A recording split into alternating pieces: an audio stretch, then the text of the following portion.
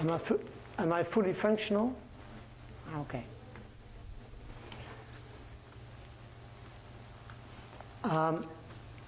In preparations of today's contribution, I thought, what is so difficult about public speaking? Because I think it's difficult. And one of the things is that you have all those persons looking at you and expecting all kinds of things from you. And standing here, you feel always the eyes of everybody directed to you. And that makes this sometimes a difficult position to be in. And that's why I took this background for my presentation, that these are all people, this is an audience, a very mixed audience, and they have great expectations of what I'm going to do here. So I hope it's an apt thing. My contribution will be a little bit different from William's. Not only that it comes from a different background, I'm a debating trainer, not a policy manager, so I will talk more about capabilities. The woman would be selected. That has changed now too, but because of that policy, women could rise easily. They got, let's say, they got an opportunity. There is one discussion in the Netherlands about women quota, and that is, as I said, for the board members of big boards, because that's still for Dutch, very hard, Dutch women to enter the bigger corporations and the higher positions in great enterprises like Unilever or what have you, Shell, Axo, those things. These are still all boys bastions, more or less. And there's a debate there. Most women, there are many women that don't want a quota because they think that in time, over time, by their skills, they will, the breaking down of all kinds of barriers, they will have that position, and they don't want they want the man to say she's only there because she's a woman. But that's of course a situation that is much more. Their starting position is much more better than perhaps yours. So we could do it without quota. You had a second question, but, and your question was, about discussions and debates. A discussion is there are different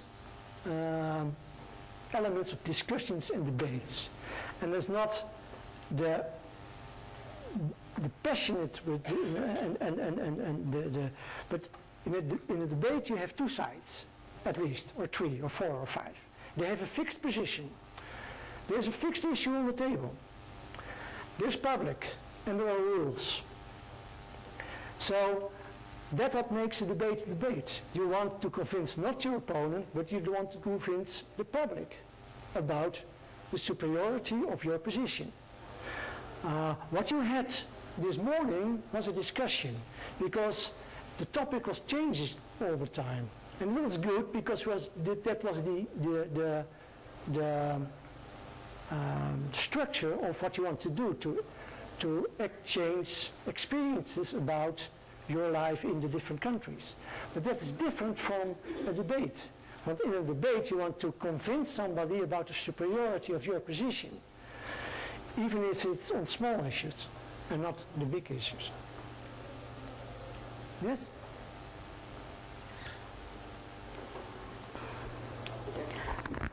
In fact, it's not a question. It's something that I've watched one time on TV in a program on BBC, the Hard Talk. I don't know this program. I love to watch it. Yeah. And they were interviewing this man from Europe. He is a big shot man, businessman, and his wife is a politician. And what I noticed that constantly he was referring to his wife as an individual. He never said woman. He never. All of the interview, he was talking about his wife, and he was referring to her as an individual, which means that she is an individual and he is an individual, and they have equal rights for anything. So they are just like a person in community, not two different persons. That's why I think they don't need a quota. I thank you for this contribution, but I have another thing.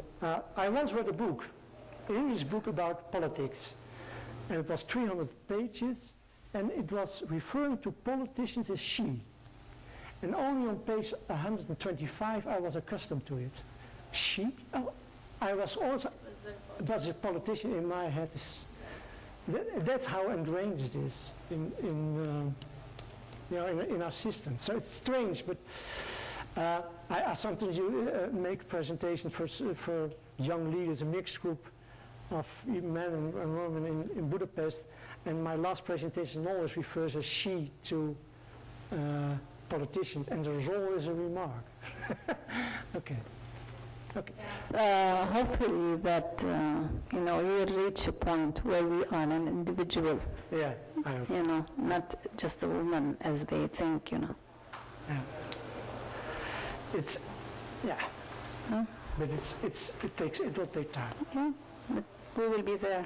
But I'll come back to what I wanted to say.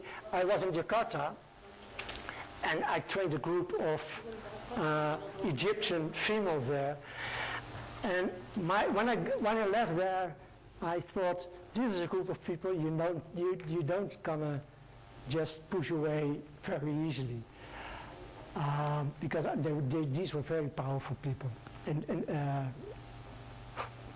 women. These were very powerful women, and I was impressed, and I think if I see you, you are lively enough too.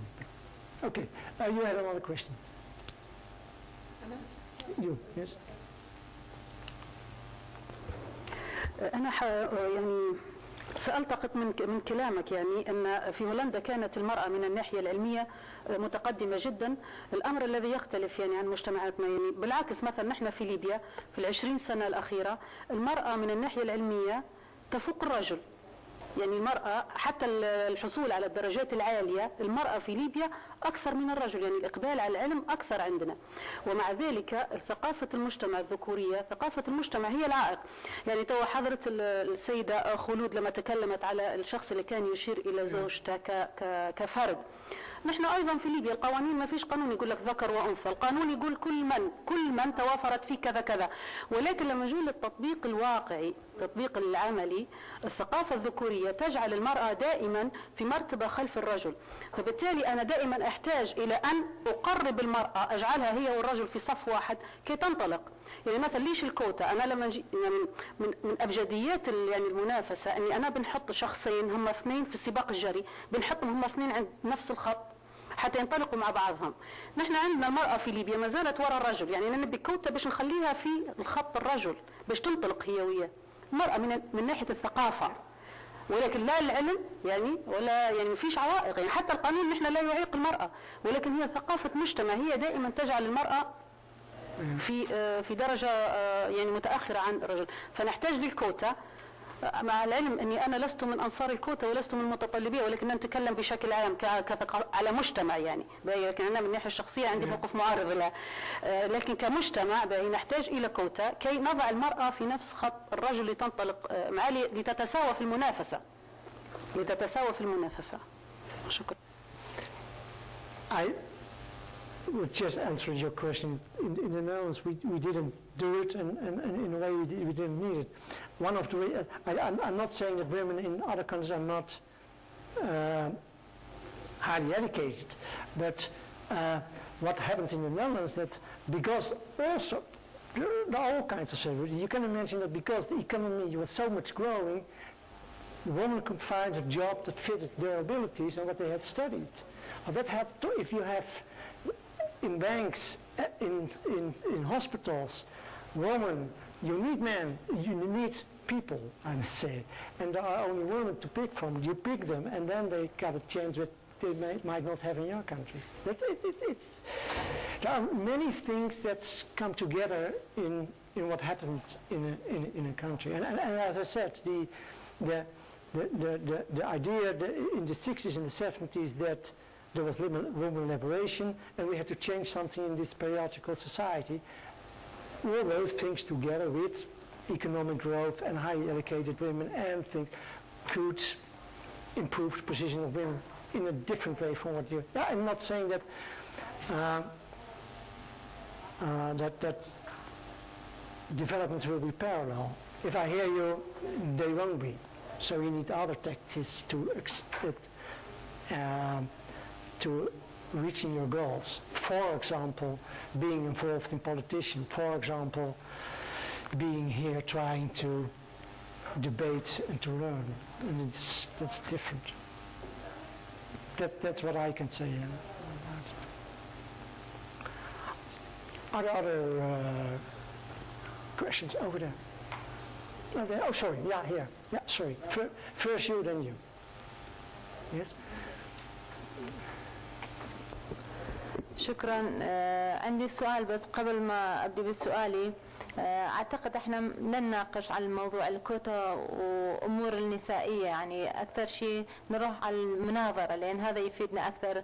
وفي ورشات السابقة مع أولي ناقشنا كثير، أعتقد يمكن أكثر من العضوات شاركوا بها على نسبة الكوتا والقوانين في الشرق الأوسط والدساتير اللي ينضم فيها كوتا أو لا ومقارنة بالدول الأوروبية. فلهذا أعتقد ما نضيع الوقت بمناقشة حول موضوع الكوتا، نروح على موضوع المناظرة أكثر استفادة منها. بالنسبة لسؤالي حول موضوع المناظرة، هل في هولندا هنالك امرأة مثالية دخلت في موضوع المناظرة مع شخصيات أخرى وقيادات أحزاب أخرى مع الرجال وفازت فيها؟ شكرا. We had a Green Party, and she was the head of the party was a woman. She was followed up by another woman, and now it's a man. And she was a very good debater, very good. The problem with her was, some people said, I'm now making a difficult statement. Some men found her, and some women too, found her too strong. She was too. And what do people expect from women?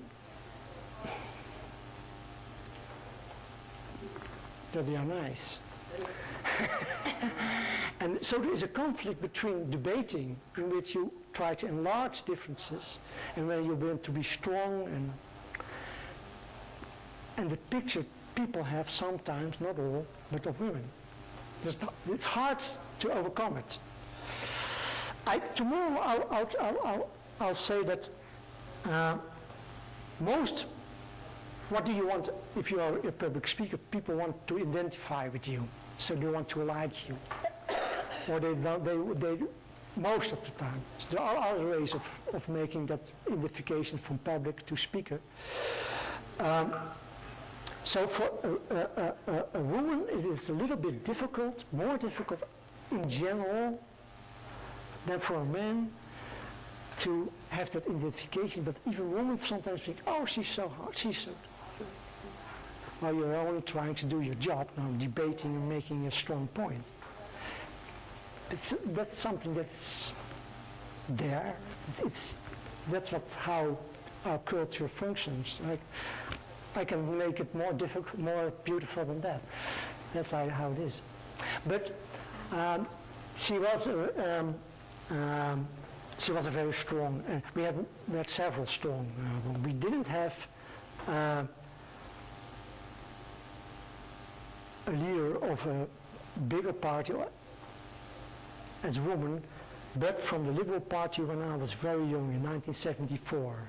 Then we had a woman who was also Haya van Solms, she was a strong woman, and she was leader of the Liberal Party. And I think she won the elections then, but she never got prime minister or what because she got ill. Yes, there are successful Dutch women politicians, but not like Thatcher or Merkel or where have you. It didn't happen in the Netherlands. Nobody knows why, but I don't know why. Let's say that. You had a question.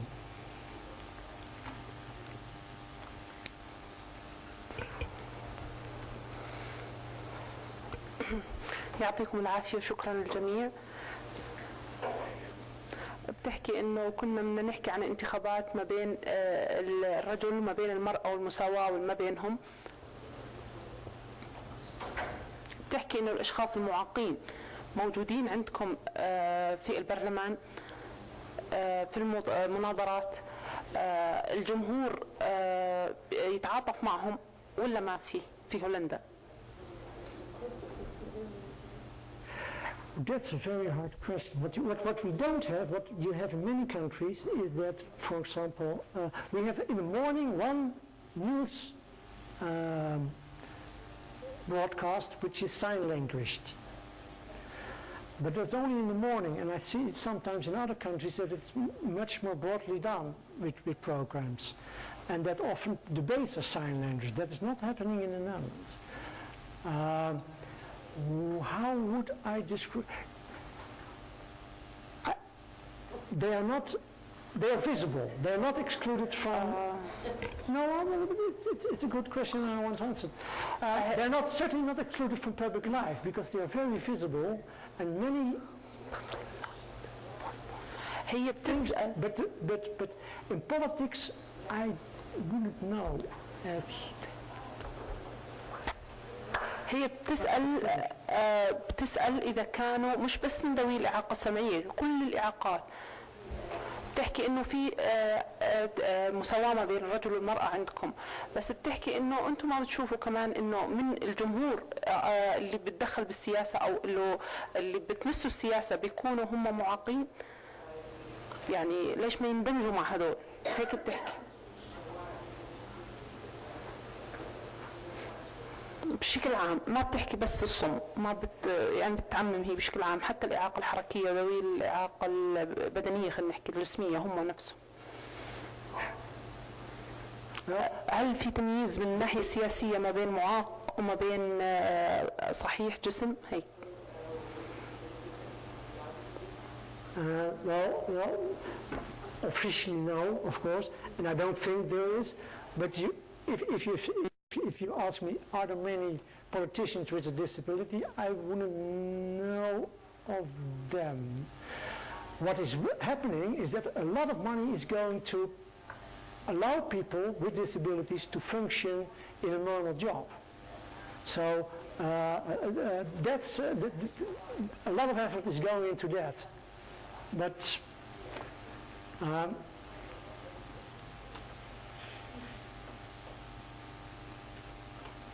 generally they are accepted, but I don't know somebody who has public function. I couldn't have an example. There is of course the example of the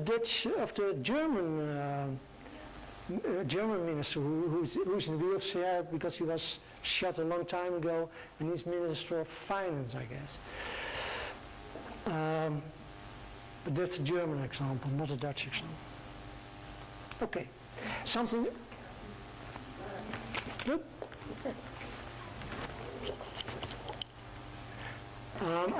Perhaps I'm looking at you. Perhaps we should have a.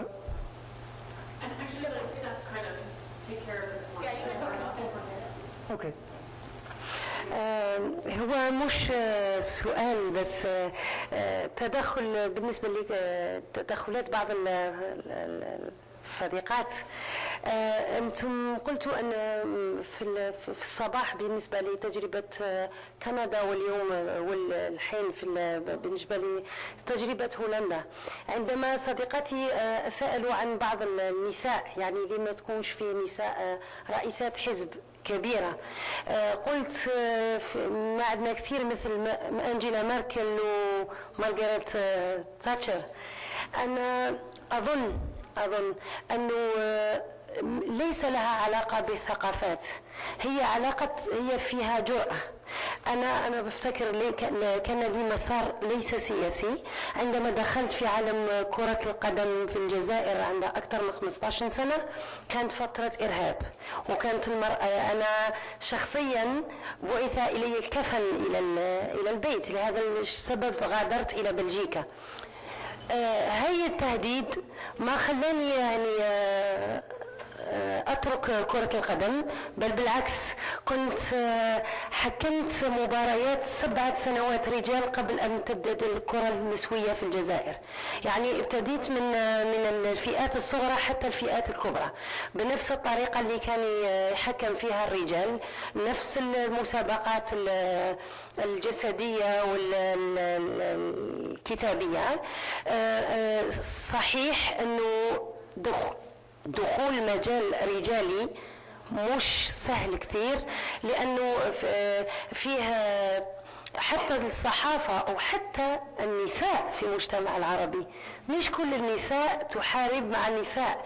يعني أنا أكثر الهجمات اللفظية التي واجهتها في حياتي كانت أن أنت تقومي بأعمال رجالية، خرجتي على النظام الثقافي، على النظام الديني، ما كنت أمثل الصورة النسوية.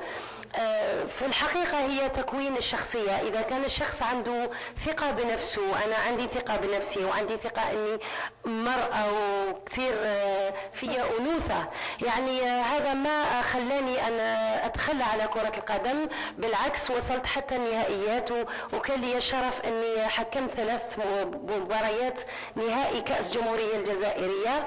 ولكن بعد سنوات الناس اللي كانت تهاجمني وتقول أني كنت ضد الرجل وكنت ضد الدين، هي اليوم تكرمني في عدة مناسبات.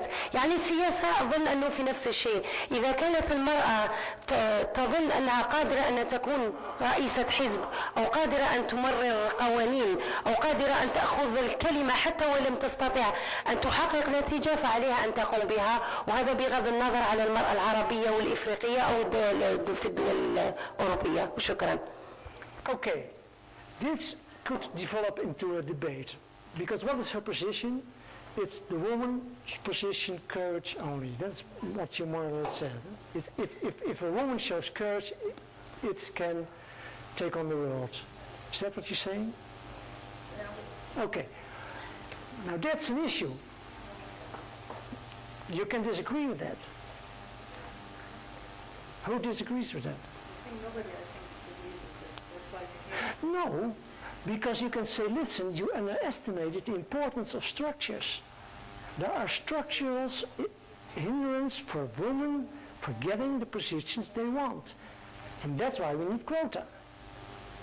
And now you have making a difference between her position and yours. But yes, we are strong women.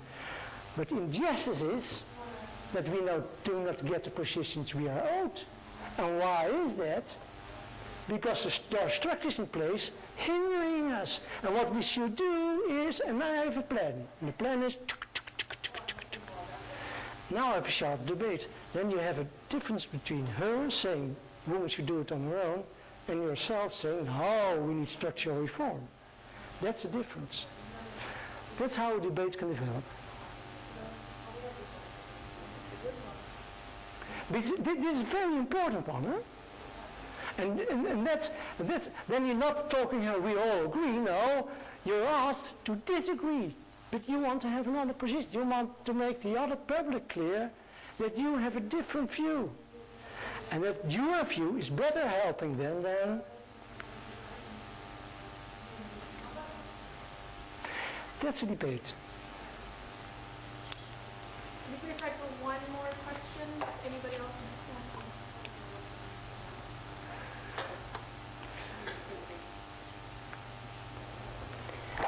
هل تعتقد أن المناظرات في بلدكم هولندا مؤثرة فعلا على سياسة الدولة، أم أنها فقط عملية ربما لحشد التأييد الشعبي أو ربما لتأليب طرف ضد آخر؟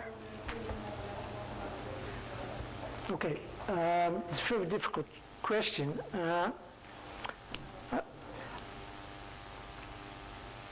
debates, we have coalition governments. And what's happening in a coalition is that debates are stifled, because if there are debates within the coalition, the whole structure of the compromise falls apart. So within a coalition, you don't have too much policy debates within parties in a coalition, because that is too difficult, because you might lose your majority in the parliament. Of course, all the other parties, the opposition parties, should, and there are now 2 parties in the coalition and 8 parties out. So you can imagine what they are doing with the coalition. There is a lot of debate during the forming of coalition. After that, it's sometimes very difficult, because of the structure of Dutch politics, to really influence the policy, because everything has been agreed within a coalition. Do you understand what I mean? So you have election, then a coalition is formed, they have a big debate about what the program will be of that coalition, and if that is what is that agreed on, they don't want new discussions during the rest of parliamentary time. So there are certain time frames in which the debates are much more important than in others, and you want to be in that time frame with your thing. Sorry, Barb, if I could just ask, have one last intervention before we end. There's a question, an issue I'd just like to put to you before we move to the other parts of the discussion today and tomorrow. In Canada, there have been at least three women who have led the Social Democratic Party. There was one woman who led the Conservative Party. She was Prime Minister 20 years ago. But there haven't been many more. Common political wisdom in Canada says that the major problem, or the major problem facing women in politics is that they approach politics completely differently than men. The political system is largely set up by men, run by men, aimed at men, controlled by men. A male's way of approaching politics is confrontational. There is a debate. We are going to debate.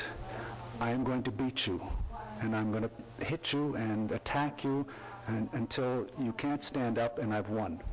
That's the male way of doing politics. The female way is more consensual. We have a problem, or we have problems. Let us sit down and reason together.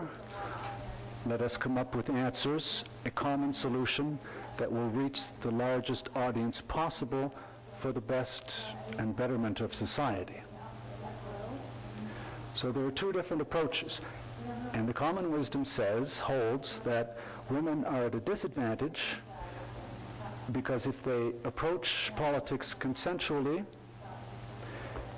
the men don't give them the respect that they deserve, and that most people who grew up in a male system don't recognize the consensual way of approaching politics, and they see it as weak and ineffectual. And so women are forced to adopt the male way of doing politics, which is being confrontational instead of consensual, of once you start to win, you keep hitting them until they can't stand up. Thus, we have these images of very hard-nosed women, and when you think of it, they all resemble one another, whether it's Hillary Rodham Clinton, Margaret Thatcher, Kim Campbell in Canada. They're all very tough women. And they are in no way do you think of them as consensual politicians. So my question, or my thought to you is, as we move forward in these discussions, I would be interested, not right now, because as we move on, but I'd be interested in hearing your thoughts on whether or not you think that idea is applicable to your country, and in a larger scale, whether that's applicable to politics in general. Do you approach politics differently? And are you at a disadvantage for doing so? And are there different ways in your culture that women approach politics than men do? And does that put you at a disadvantage? And are there perhaps some things that we could learn here today which would help you not so much overcome, but to recognize that you are not speaking the same language as men, and how to deal with that? That's it. Okay, so I'll just leave it at that.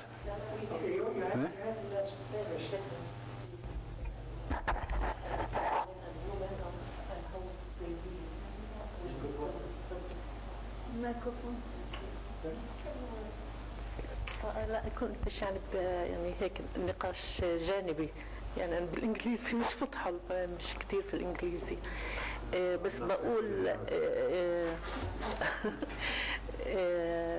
يعني هذا النقاش كتير مثير ومهم جدا، باعتبار انه احنا نساء وبنسعى للوصول لمركز القرار وبنسعى للوصول لتدخلات اكثر انسانيه. فبالتالي انه مش عارفه اذا هلا وقتها ولا زي ما قلت بكره انه ممكن نناقش البصمه الخاصه للمراه عندما بتشتغل بالسياسه او كيف حواراتها والقيمه المضافه اللي ممكن انها تقدمها المراه من اجل مثلا السلم الاهلي في المجتمع، او يعني اجندات مختلفه يعني بتضمن المساواه. يعني اكيد في عنا شيء نقدمه. ممتاز يعني ممتاز. Okay, so that's just for tomorrow. I was just raising the issue. Yes, okay. Before Barb gets angry at me. We'll prepare. One last question. Yes, it's مش سؤال، هو بس تعقيب على كلامه بخصوص انه القوانين موضوعة بواسطة ذكور ومجتمع ذكوري، انه هذا المجتمع يقبل رجل فاشل سياسي فاشل لكن لا يقبل سياسية فاشلة.